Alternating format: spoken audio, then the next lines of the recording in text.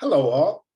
I wanted to review the steps I took to create a paragraph based on the task of paraphrasing Young on the NLF's atrocities at Way during TET. I wanted to take you through step by step how I develop a paragraph around this paraphrase. And the first thing I'm going to do is create the paraphrase. Now, I didn't tell you about the page numbers. Congratulations if you found these page numbers.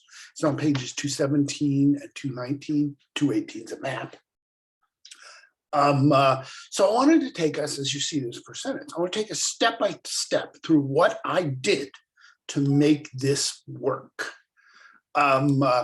First thing I did was identify the relevant passage. I had taken notes, so finding the passage was easy. I looked for the section where I was annotating about TET. It falls right in the middle of that section, or maybe towards the end, but it's definitely in the section about TET. And I come up with this whole paragraph. I will have it read to you. Most of the victims seem to have had some connection with the government of South Vietnam or the Americans. There is little question that there were executions in Hue, both in the initial stage of the occupation and in the last days of the battle there, and it is unseemly, even obscene, to argue about the numbers. Nevertheless, an effort to understand what happened is essential if we are to be able to grasp the war and its aftermath. The task of the NLF was not only to destroy the government administration of the city, but to establish in its place a revolutionary administration. The disposition of those who had controlled the city until its takeover was carefully laid out. There were lists of those in the Saigon government police apparatus at all levels to be rounded up and held outside the city. Lists of high civilian and military officials, the same, both to await study of their individual cases. Lists of ordinary civil servants, those working for the enemy because their livelihood and who do not oppose the revolution, who were destined for re-education and possible later employment. Lists of those low-level civil servants who had at some point been involved in paramilitary activities to be held for re-education, but not employed. In the early days of the occupation, there were indeed summary executions, Young 217, 219.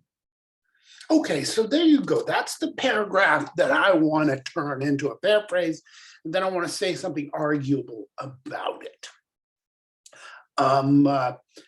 I have given you, my first step is to take notes.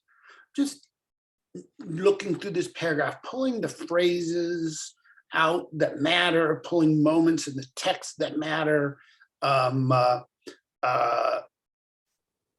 just putting them down. Now, I don't know the order in which they'll appear in my final draft or anything like that, but I know I got to hit on revolutionary administration, the list of residents as to who they were, who were arrested and or murdered.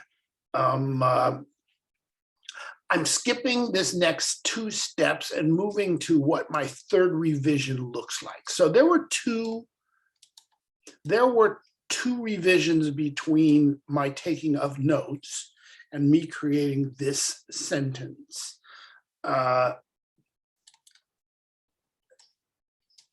Third revision, I'm skipping the first two paraphrases and cutting to the final product of that paraphrase 3 times process. Marilyn Young observes, the NLF killed certain classes of civilians at Hue during the Tet Offensive, especially those who threatened the establishment of a revolutionary administration, Young 217, 219. As you can see, when I first took notes on what she was saying, I recognized that this phrase, these two words, revolutionary administration, were going to play a major role in what I had to say about Young's paragraph, about her contentions and supports.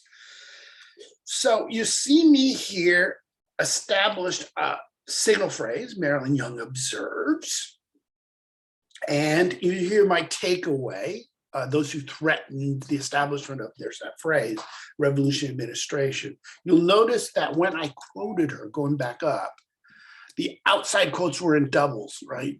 Before the word most. double. Because this is a quote within a quote,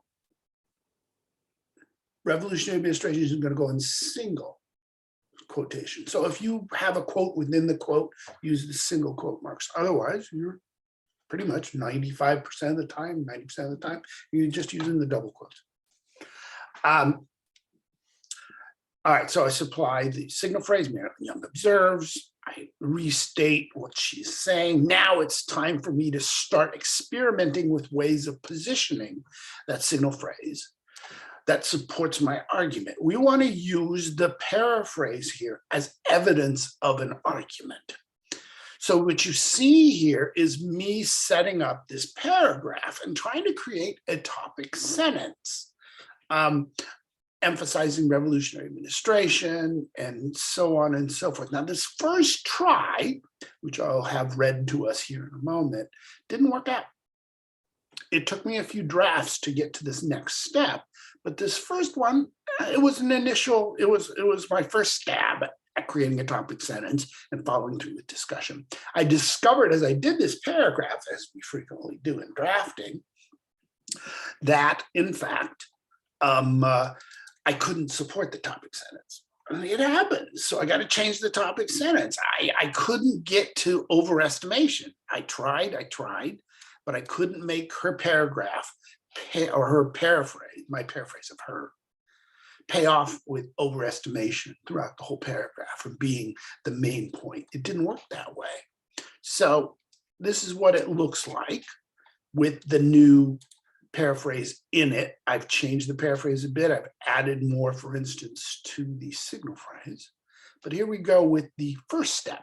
This is my first stab at it. It didn't work out completely well, but it taught me a lot about what I can say about the paraphrase.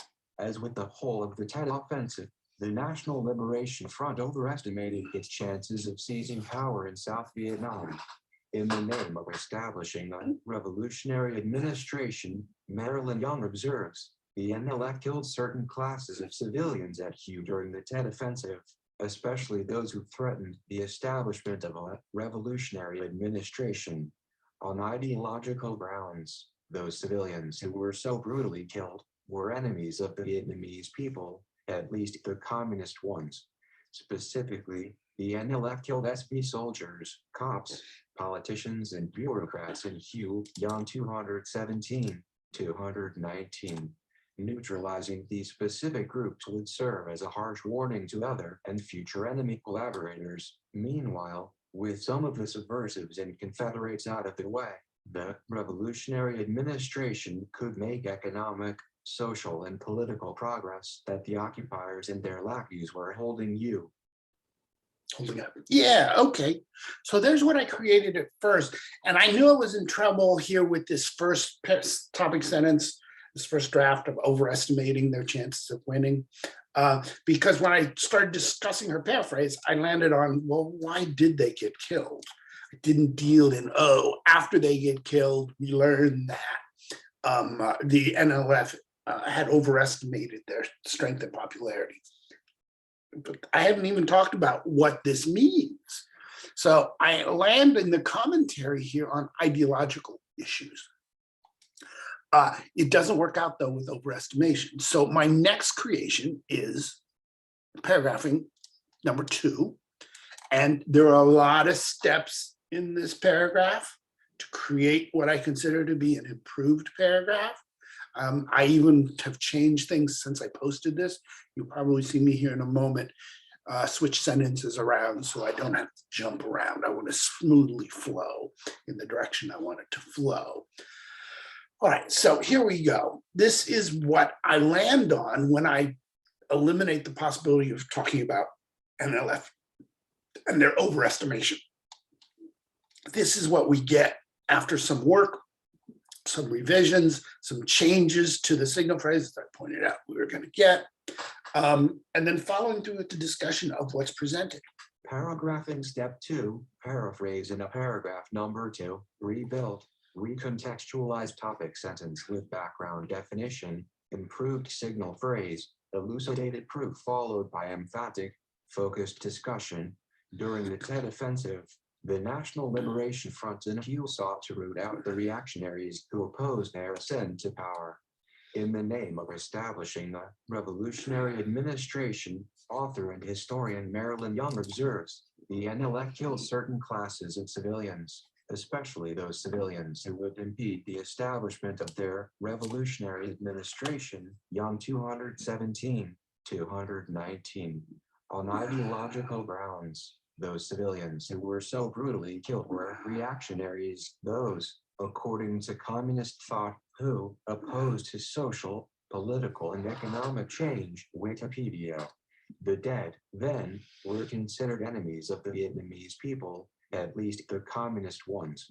When the NLF killed SP soldiers, cops, politicians, and bureaucrats in Hue, with some of the subversives and Confederates out of the way, the revolutionary administration could force progress towards Vietnamese independence that these lackeys were holding up. Young 217, 219. Neutralizing these reactionary groups would serve as a harsh warning to other and future enemy collaborators. With the subversives and Confederates out of the way, the revolutionary administration could make progress in wealth and land redistribution that the occupiers and their lackeys were holding up. Meanwhile, the NLF's neutralization of specific groups served as a harsh warning to other and future enemy collaborators. All right, let's talk about the little changes I made in here. I realized that I had capitalized author right after a comma. I don't want to do that. I did give Young a proper signal phrase introduction, giving us the reader some view of why I trust her, because she's written about this, because she's a historian. I follow, because this is the key word in the whole of the paragraph, reactionaries. I follow the use of that term in the topic sentence with the definition I pulled from Wikipedia. And Wikipedia is not a great place for this kind of thing. It's a good starting point. My revision may pull me more towards something more authoritative than Wikipedia, which is, of course, reader built, reader edited, which means that if you don't know anything about reactionaries or Marxism or any of that, you can put your 2 cents in on Wikipedia, and that's not always good. Always work the bottom of the page of Wikipedia. So I wanted to go from establishing that they were killing reactionaries to defining reactionaries, those opposed to social, political, and economic change. Okay, because I switched from Young's voice, when I stop with Young's paraphrase, I deliver a parenthetical. It's the end of my discussion about those pages. Well, I'll come back to it, but it's the end of that moment. Then I switch to Wikipedia, and when I'm done with the Wikipedia reference, I go back to Young, as you can see here. And so we're always like working our citations and our signal phrases based on where we stop discussing, where we start and where we stop discussing issues pertaining to the topic and the body and so on and so forth. I moved things around because I realized that this issue about harsh warning to other and future enemy collaborators, it came up further up in the paragraph. I changed that so it just comes up the once. And then I even establish here, let me save that, even establish here a potential next topic sentence. I could always go back to the overestimation of their chances, but instead I wanted to get into what we know about reactionaries just based on Young's book. And there's a moment when Young is discussing the first Vietnamese Communist Party platform called the 10 Slogans, where reactionaries are particularly called out, specifically called out. So in 1930, when the Vietnamese Communist Party put out their campaign platform, made their campaign promises, they said they wanted to rid Vietnam of reactionaries. Hey, that reminds me of the last paragraph. So I picked up this as a potential next paragraph, topic sentence. Potential next topic sentence developing after I worked at Paraphrases paragraph. Yep. The NLF had been at war with these reactionaries since the 1930s. This class, accused of exploitation, theft, and brutality, were so problematic for the revolutionaries that the 10 slogans of the first Vietnamese Communist Party's 10 slogans, QTD and Young 3-4. Oh, I better change that. That sounds funny. Hey, guys, this is a good place to remind you. Make sure you hear what you're turning in. There we go. Okay, first,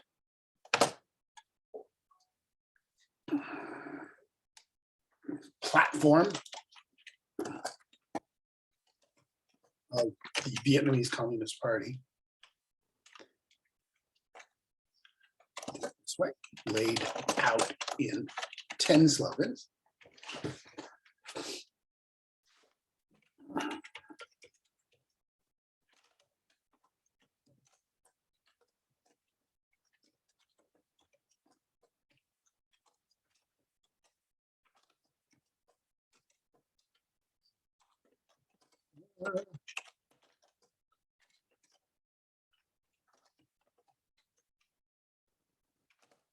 And that comes from Young, pages 3 and 4. Look, that's where the 10 slogans are. And that's where I remembered, oh, hey, there's a discussion of reactionaries earlier in the book. This is using the full book, and this is what we want to do when we write. We'll not just stick with one page, but work with multiple pages that interact, that are relevant to each other. And that passage highlighting the Vietnamese Communist Party platform, the 10 slogans, their promises, as specifically calls out the reactionaries. So that's how I would do this. Take a look at what I did. Notice how we change. Please note that this revision I'm giving you is the final revision. It will change again only when I've inputted a topic sentence and some discussion. Many times when you do your discussion, you will learn that your original topic sentence doesn't fully work or doesn't work at all. Well, in the discussion comments that come after the presentation of sourced evidence, I discovered that I couldn't uphold what I thought I was going to do in the topic sentence of this. So I created this new one. And I switch back and forth between the sources. I use a parenthetical to indicate the switches. And then I set myself up for further development. By doing this paragraph, it taught me where I'd want to go next. It gave me options. All right, guys, that's what I wanted to say about this paraphrasing Young on the NLF atrocities. I'll attach this video to this discussion point, so you'll see that. You probably already found it here. And then we'll wrap up here. Take care, have a great day. We'll see you soon around the canvas. Bye.